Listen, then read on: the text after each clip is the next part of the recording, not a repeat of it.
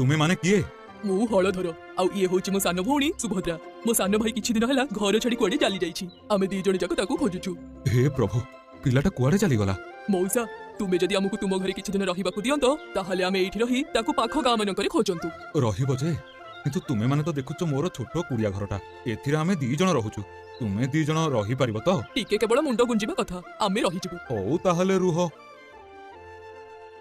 मां सुभद्रा सुनो घरे भात तरकारी सबु ढांकी देछि। भोक कले तुमे माने खाइ नेबो मोर आसीबाकू देरी हबो।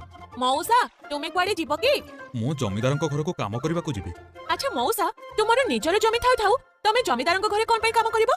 कोन आउ करबी कह जहा भी फसल करूची पानी अभावरु सबु नष्ट हो जाउची। ताठारु भलो शांतेंकर काम कले किछि नहले पेट पय तो मुठे दाना मिलिबो।